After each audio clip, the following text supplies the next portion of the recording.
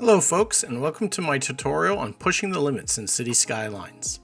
City Skyline 1 is one of, if not the best city builder ever made. It does have limitations though. The game comes hard-coded with set limits on the number of various items that can appear in-game. The two limits that are the most constraining are the limits on buildings and nodes. Players with really big cities eventually come to a moment of not being able to build any more roads or have any more buildings because they have maxed out the limit. Unlike the vehicle and tree limits, the building and node limits seem to be hard-coded. No one has ever devised a way of increasing them. There are, however, things you can do to build more efficiently. With some careful building techniques, you can maximize what you can do within the limits the Colossal Order set. In this tutorial, I'll show you ways to use fewer nodes without sacrificing gameplay or detail, and how to make the most of the building limit, so that you can build the best city possible in City Skyline. So let's get started. So oftentimes when in big finished cities, the limit that people bump up against is their node limit. Nodes are of course made at regular intervals on roads, railways, power lines, water pipes, and you really don't need them in all the places the game drops them. Where you need them is if you want to have a spot where people can change lanes without it being at an intersection. You need them where streets meet. You need them if your road is bending, curving, that kind of thing, if there's a change in elevation. However, if your roads, like in this area, are straight, flat, low volume, no lanes to change, you really don't need many nodes. So the mod that I'm going to use here is our network multi-tool, which has this handy thing, remove node. So I'm going to turn on remove node, and let's go take a look down here. You can see here's a node on Bell Road, and I don't think we need either of those, so let's just get rid of them. On the next block, we don't need that one. We don't need that one. We don't need these. Nothing has changed. Still the same road. We just got rid of nodes that we just don't need.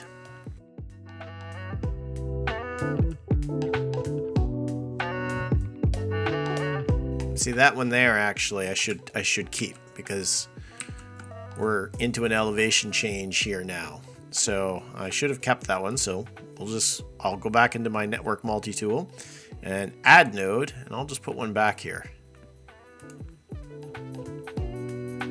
And I think that's probably it. So this one, so we can raise it up so that we stop contorting the poor meat factory here. So that one we need, because there's an elevation change and we don't want things to be based to slope from there to there. But on the course of just this one road, I probably just knocked off, a dozen nodes? So for interest's sake, net nodes 8684. I'm going to go through this whole thing quick, and let's see how far we can knock that down.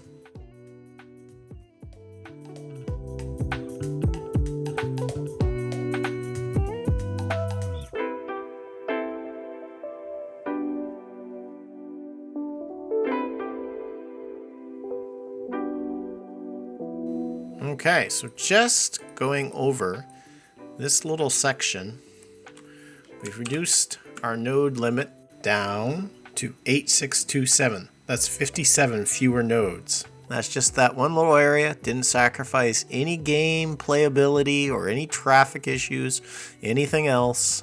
I do have some fix-up work to do about my street names and to put back my fencing, because I should have done this from the get-go, because if you do it from the beginning, you don't lose any of that. But just by removing that, we cut our nodes significantly, and over the course of a whole city, that can add up. Evidently, on some fields, you need a node for access, if they're far enough away.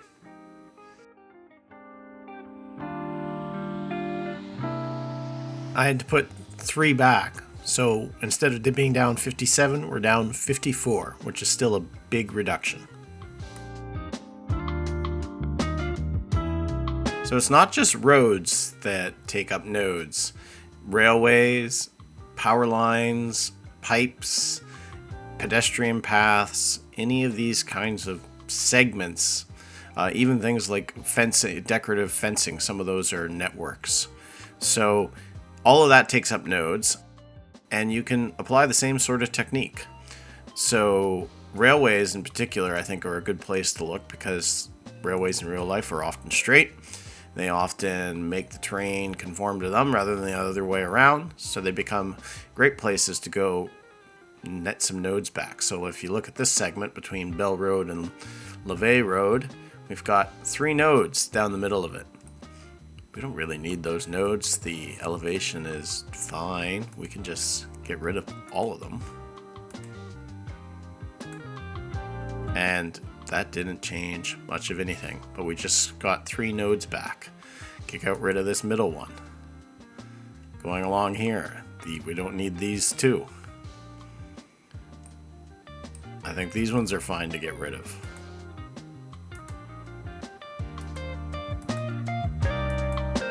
We're keeping the nodes where they cross the streets, of course. Now, heading down here, now we're starting to get into some elevation and a curve. So I'm going to get rid of these 2, but I'm going to leave this one because there'll be eventually probably an intersection right there anyway. And then we're changing elevation, coming around the bend here, coming into this curve. We actually need all these nodes, but we could successfully get rid of all the ones on the straight section here, and it impacts nothing. Nothing at all.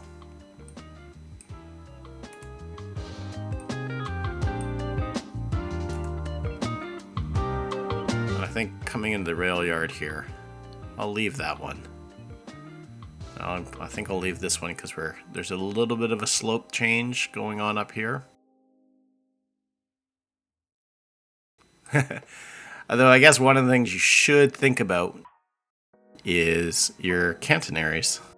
The catenaries are technically buildings, but for some strange reason, they're not like bridge pillars. They don't count towards the building limit, but they do appear at nodes. So when you eliminate nodes on the railway, the spacing gets kind of messed up. You can solve that by one of 2 ways. You could bring back catenaries as props, or you can just get rid of them entirely and assume the trains are basically diesel. So you can, if you want, if you're looking at that and it's like, oh man, it's kind of too much of a gap between, you can just plop one as a prop. The other way you can handle that, if you don't want to plop them in, is you could do railway, and instead of catenaries, you can just select none. Then select a section of rail, like say here, where I've got all these catenaries, and upgrade them so that you don't have the towers anymore, and then you don't even have to worry about the wires. In Europe, that might be kind of strange because Europeans, their railway's electric. In North America, really probably not. We don't really do electric trains. And so that's a way to make sure things still look good visually while also saving on your node limit. So I've loaded up this older version of my city before I built Lavoy and Ophelia Point and all that stuff from my the latest episodes to show probably the best way to save a whack of nodes for roads. And that is to use some sort of mod that gives free pipe access. So you don't have to build all those pipes, because each pipe segment, just like a road segment or pedestrian path segment or a rail segment, they all come with nodes. So in my game, just go options here. I have the 81 tile mod installed, which allows enable water, sewage, and heating transmission without pipes. I could also get rid of power lines if I wanted to, but I kind of like laying down power lines and putting substations and thinking about how the electrical system would hypothetically work. So I haven't turned that one on, but that's kind of just a choice. You could also save on all the nodes for power lines, but I'm going to just show what we can do here with water. So we don't actually need water pipes, but I didn't have that installed at the start of this city, so I built a whole bunch of pipes. As you can see, running here, there, and everywhere. And we're going to get rid of them. But first things first, let's bring up the counts here. And we can see 8,915 nodes. So if we get rid of every pipe, what's that going to do to our node count? We're going to find out. So I'm just using move it over here. We're going to deselect everything except picker, and then we're going to use the picker to select a pipe. If I can find a segment where the pipe leaves the road. Here we go. Here's a section. So I'm going to select the pipe. So now it's on water pipe. Now we're going to select all of our pipes across the whole map. Oh, I guess it's only on water pipes. Anyway, well, we can do it in two parts. So 8,915. If these are the places where I have water pipes, not the combined water and heating pipe. 8,915. Let's get rid of those, all of those. 8,699. So we cut our nodes by 200. Now let's do the same for our heating pipes. There. So now I can select all the heating pipes across the whole map.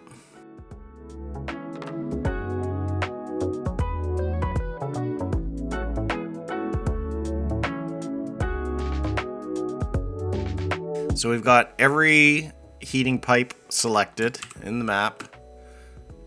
8,699. Delete all of those. It's going to take a second to do it. There we go.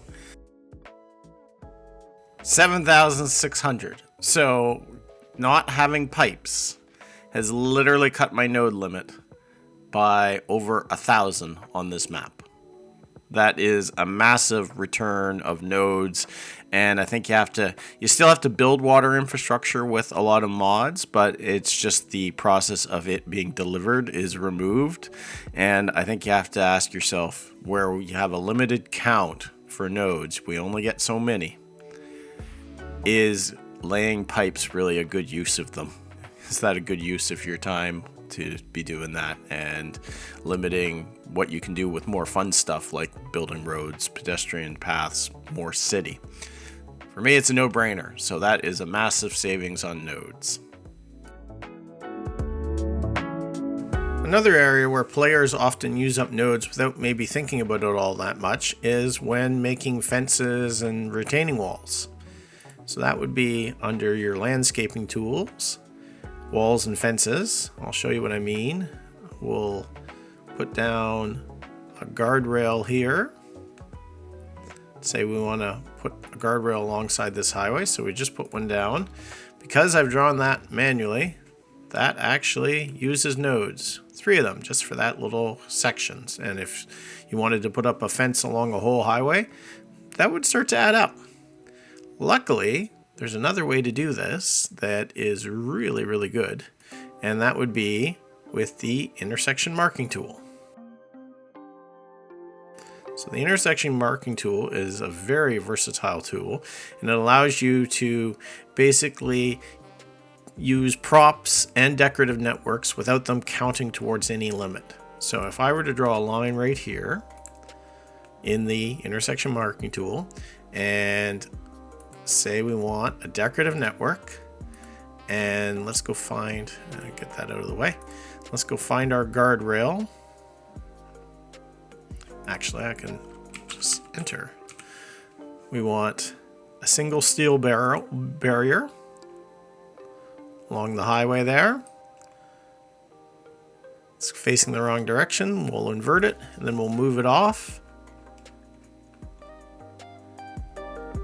And there. We now have a guardrail along the highway, and it counted not a bit towards the node limit. All it is using the existing nodes that you already have for this section of road. So it's a way to add in fencing and props without them actually counting towards your limits. So for example, over here in this area, I wanted to put down a barrier that would prevent people from hypothetically cutting across the highway. So I created this in the intersection marking tool. It's a set of jersey barriers with the oil industry fence on top of it. And they work great. It doesn't count towards any node limits or any props. So you can get pretty creative in the tool, and it doesn't add towards your limits. So it's a fantastic resource and a fantastic way of stretching the limits in City Skyline. Next up, we're going to take a look at the building limit. Buildings are really the rock star of City Skyline. This is what really makes a city, is all the built structures and infrastructure you see out there. And unfortunately, there is a limit on them. As you can see, buildings you can get to up to, I'm not sure which side of this it is, whether it's this max or it's the default, but you can get up to about 50,000 buildings. After that, game's over. You can't build anything more. And unlike nodes, there's fewer things you can do about that. If you want a row house, there's not really a way to kind of shrink the number of buildings it takes to have a row house, or to have a commercial building or a residential building, or whatever it is you're looking to do. So there's less you can do about this compared to nodes. However, there are some tricks, and it comes from the fact that what you might intuitively think about as a building isn't necessarily what a building is in City Skyline, or it is, but then some. So, of course, something like these row houses, those are buildings. These condos, buildings, that church, building, etc. But would you guess as well that for game purposes, these rocks, those are buildings? At a bridge, like here, the Curious Bridge, the pillars are buildings. Over here on this power corridor, the power poles are buildings. In the marina, the docks are buildings. So there's a lot of things that are buildings that you don't necessarily think are, that are more kind of visual. And that's where there's opportunity. You can't really convert a building that needs to function because there's residents or there's businesses in that building into something else. But what you can do is you can take things that only have visual importance, not gameplay importance, and you can convert them into procedural objects. And so I'm going to show you what I mean. So one place that building limits show up that maybe is not apparent is actually with road infrastructure, specifically bridges. Where are the buildings, you might ask? Well, on this bridge, we have 1, 2, 3, 4, 5. And so what are these? They're the bridge pillars. And actually eliminate those from our building. I'm going to show you how. Now we're in Move It, so I'm going to copy these, them aside.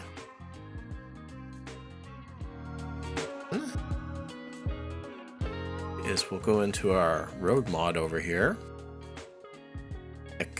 Yep, we're on the right one. Select pillars. Through, upgrade our bridge.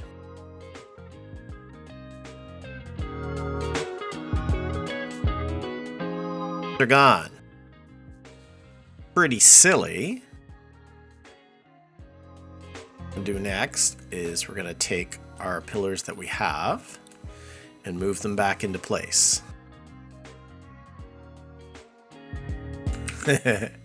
Not the house. We're not moving the house under the bridge.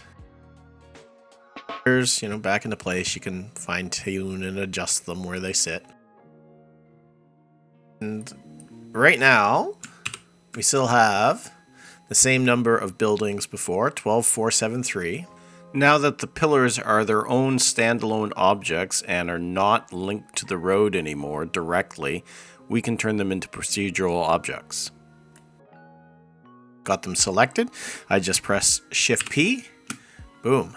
They're now procedural objects, and our building limit just dropped by 5. And over the course of a large map, the number of pillars can actually add up. Like when you look about it, they are everywhere. Pedestrian bridges, overpasses, bridges. There are a lot of pillars in this game, and in a big city that can, you could add several hundred to your building limit pretty easily. So that is one way where you can spend your building limit on actual buildings, not things that are just kind of part of background infrastructure. So bringing everything together, power lines are actually a hit on multiple fronts. So they have nodes to guide the wires, but each of the towers is a building as well. And unlike the buildings for the railways, the catenaries, the buildings for the transmission towers, they count towards the building limit. They are just like the bridge pillars that way. Bring up our building limit here.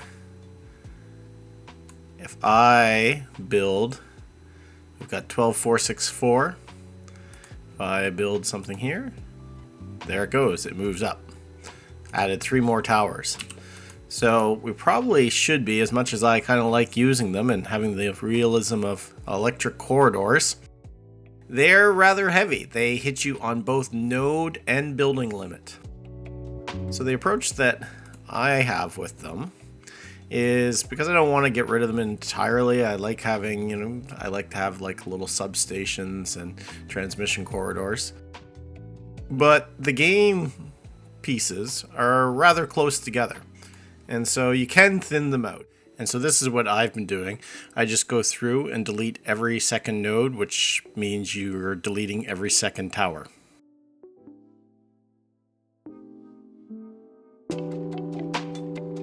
And so the lines, it corrects itself. The lines are still taunt, and we've eliminated 1 node and 1 building. So buildings 12,463. Now it's 12,462.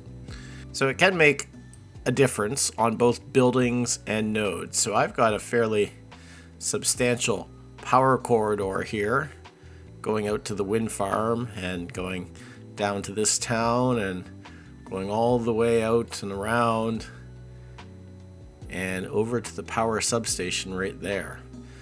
So I'm just going to go through and I'm going to eliminate all of the surplus nodes, and we're going to see where we end up here.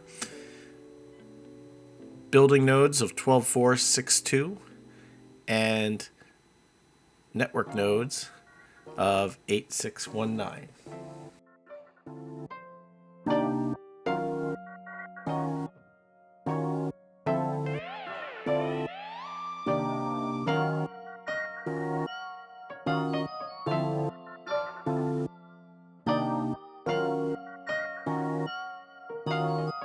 Okay, so how did we make out? We've taken our nodes down to 8,552 when we started at 8,619, so we shaved about 75 nodes off, and it would be the same for buildings. We've gone down from 12,462 to 12,395. So not an inconsequential number, especially for the building piece, which has it's harder to limit buildings than it is to limit nodes. So look to your power lines. It might even be worthwhile and not doing them at all, but I'm kind of attached to them. Besides pillars and power lines, there are other items that count towards your building limit that maybe you wouldn't necessarily think of. So one of the examples I have here is this beautiful pier set that I have downloaded that I quite love. Say I was building a marina and I was putting down those docks. Those docks are buildings. And I can manage them in the same way that you manage the road pillars. I can just go Shift P, turn them into procedural objects, and now they don't count towards my building limit anymore because they're procedural. And for something like this, where it's part of the platform, it doesn't have an attractiveness, it's not providing any services, there's no one coming and going, it's purely visual. This is the perfect kind of thing to turn into a procedural object so that you can avoid counting towards your building limit. So I'll give you another example that maybe requires just a little bit more thought about the pros and cons. Planters, there's a lot of neat stuff that I've downloaded over time and that's out there on the Steam Workshop. But these planters that I quite like, they're actually buildings. So if I plop this down, that just added 1 to my building limit. And if I add another there, now we're up 2. So in a kind of a large kind of plaza area, something like this can add up. Now these ones, why I wanted to show you this specifically is there's a little bit of a trade-off. So if I turn this into a procedural object, it will no longer attract visitors or tourists. So it also won't cost me any money anymore. So, well, you win some, you lose some. But in deciding whether or not you want to do that, you got to kind of weigh how important is this particular asset? A single planter? Not really, honestly. So if I click on this guy, once I go back into move it, if I click on this and go Shift P, it's now a procedural object. Now, when you convert something into a procedural object, all the props and flora that are on it disappear. So it is purely the bare bones. So it comes with a little bit of extra work doing this, because now I would have to repopulate those flower beds, add those benches back if I want to, but it no longer counts towards my building limit. So that one, a little bit more work, a little bit more trade-off than something like the marina piers, where you're not losing anything because they're not doing any game function other than being here to make your city look better. So one other caveat that I want to mention regarding converting items like these rocks, for example, into a procedural object to save on your building limit, it actually only works on items that are not slope conforming. If something is slope conforming and you go to turn it into a procedural object, this is what happens. So Shift P, boom, it's gone. It's not really gone. In fact, if we go into procedural objects, we can see it's all still there, but it's no longer visible. And there's not really any fix for that. So it does limit some of the items that you would convert into procedural objects. Like on my map here, I use those rocks all over the place because they're just so awesome. Throughout all my rivers, everywhere I kind of go on the natural kind of areas where there's water, I have rocky shores, and it's worth it is really what it comes down to. I think they're worth taking the building hit for that. And so really that's the crux of it, is just being thoughtful and deliberate about where you are using buildings and how you want to spend that limited building budget. So that's a wrap for this tutorial. I hope you found it useful and have picked up some tricks to push the limits of what's possible in City Skylines. Thanks for watching, and don't forget to like and subscribe. If you have feedback, please feel free to leave it in the comments section. I do read everything. Thanks again.